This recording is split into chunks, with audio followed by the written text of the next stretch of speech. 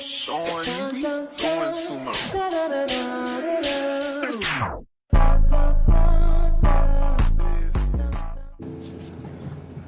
Hello guys, sa video na to, gagawa naman tayo ng panibagong activities.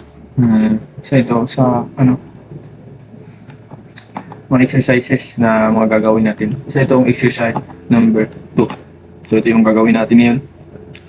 So tingnan natin kung paano atakihin ang mga ganitong drawing. So una, gawa tayo ng circle, 5 ang radius. Since 5 ang radius nito, so dito na line, papunta dito 1.4, ay 4.2 pala. So tayo na line 4.2, and then dito naman ito 9.9 horizontal line, tapos pataas meron sa yung vertical line na 18, tapos 29 pa rin, 29 vertical line. Kung papunta dito, meron tayo 10.8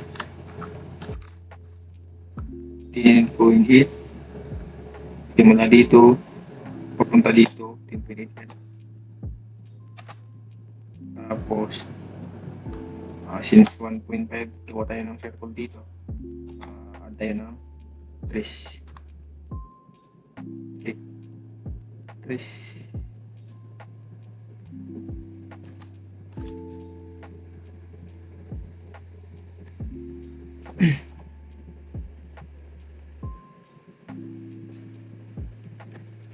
So, gawa muna tayo ng circle dito, itong 2.9 dito sa endpoint ng 18, 8.9 yung circle. Gawa tayo ng circle radius, nasa radius na kay 8.9 man to, natin. Tapos para dito din 3, 1.5 radius. So yan. Tapos susunod natin gawin is gawa tayo ng line dito pababa, ito na line papunta dito sa circle natin.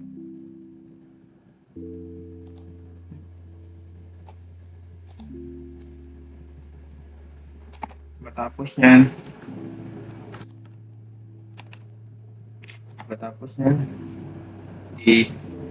natin i-trim ay i-ano pa ito, offset para dito na reduce to select object to yan, reduce nya, trim natin pa dito. Ay, baliktad.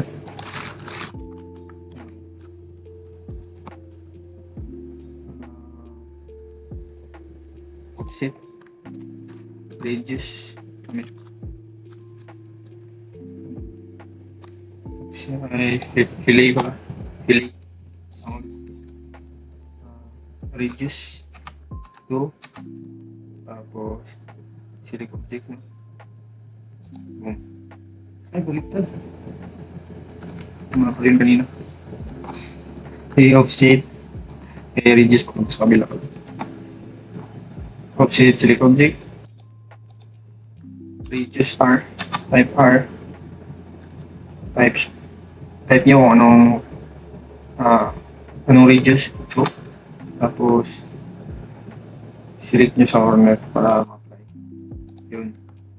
Pagkatapos nyan, i-trim natin para makita natin yung progress.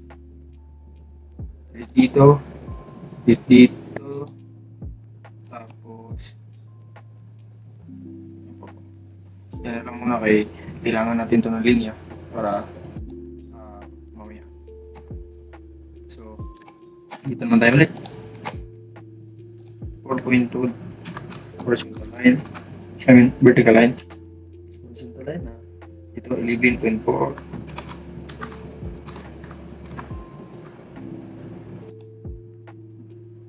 Pagkatapos 11.4 nag-log yung computer ko, ay laptop ko na. Yan, tapos 11.4.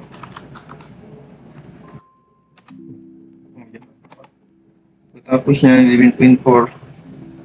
May line na 7.7K ito. Ito na-reduce ito para magawa natin yan. Magawa tayo ng line dito, 7.7. Hindi, reduce na yan, 7.7. Diameter niya.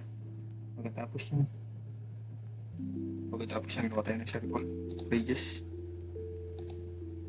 7.7 niya. Tama. Pagkatapos, i-delete natin yung kailangan i-delete.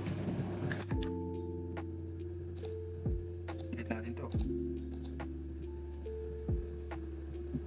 Delete natin yan. Tapos, gawa tayo ng kabilaan dito. 20.4 offset. So, ito na lang ko gawain natin. Ano yung magawa? I-offset lang.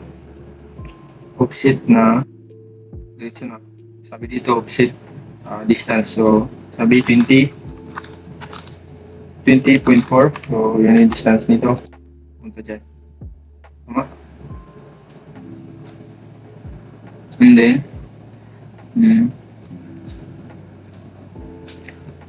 extend natin ito na line. Extend. So, ito na, extend natin ito dito. Pagkatapos, i-fillet natin ito. Fillet. Tapos, since ito naman yung kanina, pwede na ito i-diretso. Fillet object na. Eh, kanina, nagawa naman ito yung settings. Paggawa natin dito kanina. So, okay na, diretso na yan. Kaya hindi natin i-type. Yung size na ano. Tapos yan, trim. Trim natin. Okay. So, hindi na lang. So, dito, gawa tayo ng line. Para makuha natin to na just 5. Dito, yan. Dito na midpoint na to. Dito yun sa midpoint sa 29. Tapos, offset. Gawa tayo ng 5 lang. Ito na ano. Mali. Offset. Pindutin natin yan.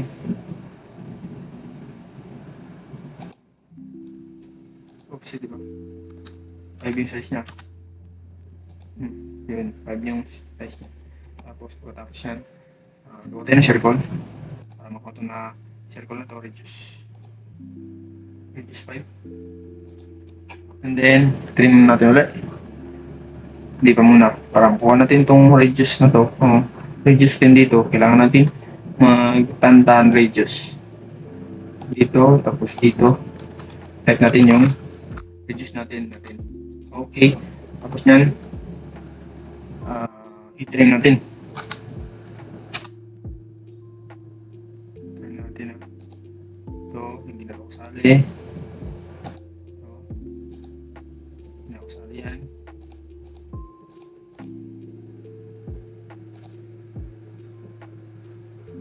Ito.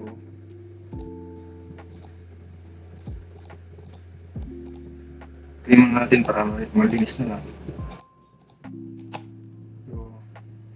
Next natin gawin nito, pagkatapos na mag-trim, is yung dimension na ulit. Para malinis na, hanapin natin mga connection nila.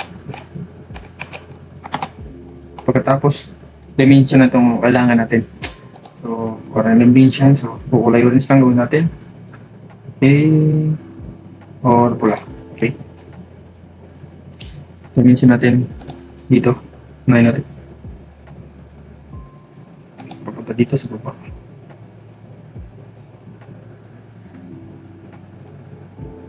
Okay.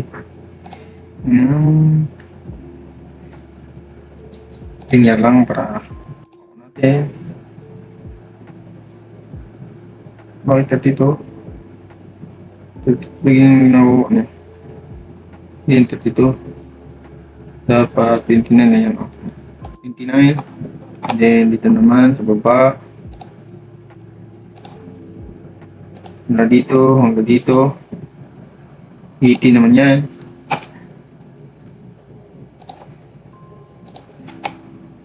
9.9. Pwede lang i-space lang natin para kung yun pa rin gamitin natin na ano command is space lang. Okay, 11.4. Tapos dito, meron pa dito.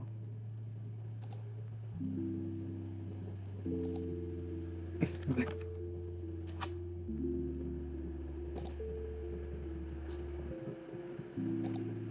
Balik. 20.4 dapat.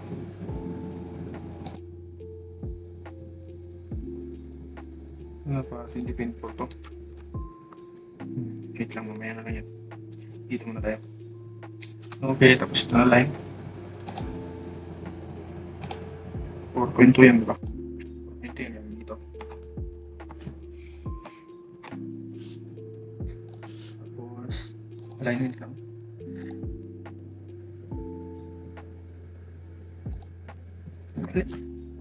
Ano to? Wait lang guys, nalito ako nito. Nalito rin. Dapat ito sa linya. Yan. 20. Oh, yun. 20.4. Tapos, radius naman tayo. So, radius. Oh, radius. Ito. Dimensions. Radius. R5. Tama. Space lang para sa repeat command. Dito. R1.5 naman dito. 1.5. Dito. R2. Dito. 8.9. Radius niya.